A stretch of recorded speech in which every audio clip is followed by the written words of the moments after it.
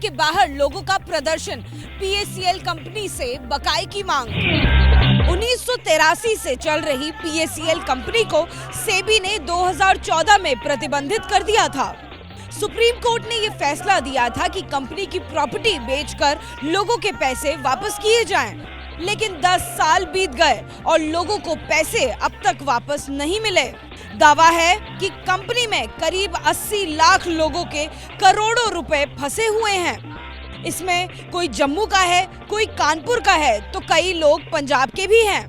PACL ने निवेशकों को वादा किया था कि वो बड़े शहरों में जमीन दिलाएगी, लेकिन बाद में कंपनी ही बंद हो गई। ये लोग पहले अपने अपने शहरों में प्रदर्शन करते थे और जब कहीं भी इनकी बात नहीं सुनी गई तो सैकड़ों की संख्या में ये लोग संसद भवन के पास पहुंच गए।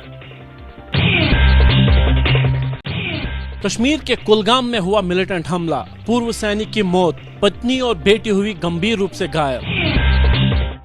ये मिलिटेंट हमला कुलगाम के बेहीबाग इलाके में हुआ। मिलिटेंट ने पूर्व सैनिक मंजूर अहमद वगे और उसके परिवार पर गोलीबारी की। इलाज के दौरान पूर्व सैनिक ने दम तोड़ दिया, जबकि उनकी पत्नी और बेटी अभी भी अस्पताल में भर्ती है। इस हमले में पूर्व सैनिक के पेट में गोली लगी थी, जबकि पत्नी और बेटी के पैरों में गोली लगी है। कहां विधानसभा में पेश किया गया धर्मांतरण वाला बिल और कहां मंत्री ने अपने ही मुख्यमंत्री पर सवाल उठा दिए। देखिए राज्यों की बड़ी खबरें। राजस्थान विधानसभा में पेश हुआ धर्मांतरण विरोधी विधेयक। दोषी पाए जाने पर 10 साल तक हो सकती है सजा। भजन सरकार की ओर से पेश किए गए विधेयक में लव जिहाद और धर्मांतरण पर कठोर सजा का प्रावधान किया गया है। हालांकि अपनी मर्जी से धर्म परिवर्तन करने पर 60 दिन पहले कलेक्टर को इसकी सूचना देनी होगी। झारखंड, कर्नाटक और गुजरात में ये कानून पहले से ही लागू है। लव जिहाद करने वाले व्यक्ति के विवाह को पारिवारिक न्यायालय निरस्त भी कर सकता है। 2008 में भी वसुंधरा राजे की सरकार के समय इस बिल को लाया गया था, लेकिन तब केंद्र में यूपीए की सरकार थी और ये बिल अटक गया था। हरियाणा में मंत्री अनिल विज ने अपनी ही सरकार के खिलाफ खोला मोर्चा। सोशल मीडिया पर सीएम सैनी को घेरा। अनिल विज ने अपने एक्स हैंडल पर वीडियो अपलोड करते हुए लिखा, आशीष तायल जो खुद को मुख्यमंत्री नायब सिंह सैनी का परम मित्र बताता है, वो विधानसभा चुनाव के दौरान मेरे प्रतिद्वंदी चित्रा सरवारा के साथ नजर आ रहा था। तायल आज भी नायब सिंह सैनी का परम मित्र है। सवाल उठता है कि भाजपा उम्मीदवार के खिलाफ मुखालफत किसने करवाई, ये रिश्ता क्या कहलाता है। हाल ही में अनिल विज ने सीएम नायब सिंह सैनी की कार्यशैली पर भी सवाल उठाए थे, जिसके चलते वो चर्चा में थे। यूपी के झांसी में दूसरी शादी कर रहे शख्स की पहली पत्नी ने किया बवाल। पुलिस ने शांत कराया मामला। दुल्हन पति के इंतजार में बैठी थी, तभी पहली पत्नी ने स्टेज पर आकर हंगामा शुरू कर दिया। मामला इतना बढ़ गया कि नौबत धक्का मुक्की और बाद में मारपीट तक आ पहुंची।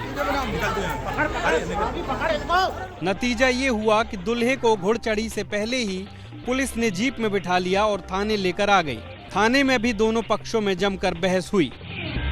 बाद में जब दूल्हे ने पत्नी से तलाक के कागजात दिखाए, तब कहीं जाकर पुलिस ने शादी की इजाजत दी। नासिक में पिज्जा डिलीवरी में देरी से भड़के युवक जमकर की दुकान में तोड़फोड़। सीसीटीवी में दिख रहे 2 युवक कैश काउंटर पर पिज्जा कंपनी में काम कर रहे कर्मचारियों से बहस कर रहे हैं। तभी एक युवक अपना आपा खो बैठता है और एक के बाद एक काउंटर पर रखे कंप्यूटर को उखाड़कर पटक देता है। जब इससे भी उसका मन नहीं भरता तो वो मारपीट पर आमादा हो जाता है।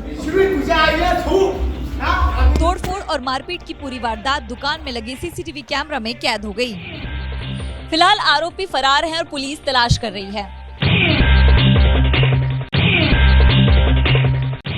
बॉलीवुड अभिनेत्री सारा अली खान ने बाबा वैद्यनाथ के देवघर में दर्शन किए, साथ ही पूजा अर्चना भी की। सारा अली खान ने बाबा वैद्यनाथ का जलाभिषेक किया और आशीर्वाद लिया। इस दौरान मंदिर परिसर में कड़ी सुरक्षा व्यवस्था की गई थी। देवघर के उपायुक्त पूरे कार्यक्रम की निगरानी कर रहे थे। सारा अली खान के कार्यक्रम को गुप्त रखा गया था, लेकिन फिर भी लोगों की भीड़ उन्हें देखने के लिए उमड़ पड़ी। सारा अली खान महादेव की भक्त हैं। वो हर साल केदारनाथ जाकर बाबा भोलेनाथ का आशीर्वाद लेना नहीं भूलती।